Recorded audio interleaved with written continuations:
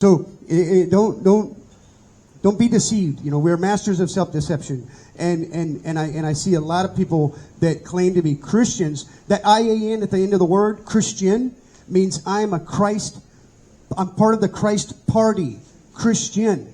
So I am part of his. It's kind of like a Republican is a Republican, right? He's part of the Republican Party.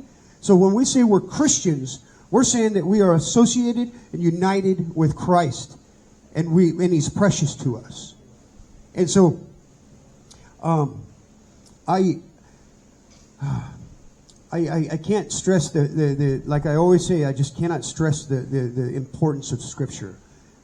Scripture says, "Let the wicked forsake his way, and the evil man his thoughts, and let him come to God and seek Him diligently, and buy this treasure from Him without price."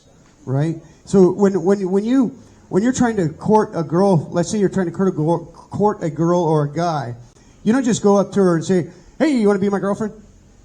You know, "Hey, you want to be my boyfriend," or something. You don't do that because it's not going to work.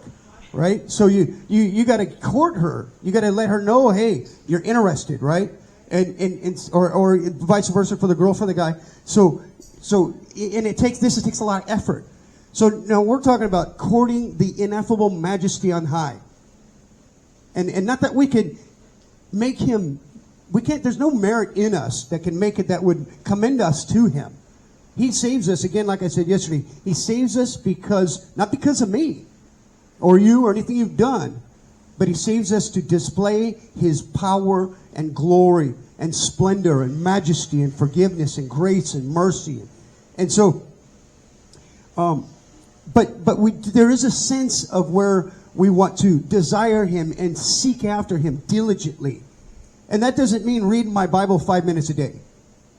That means reading my Bible for months and months and months. When I first, and I've said this before, when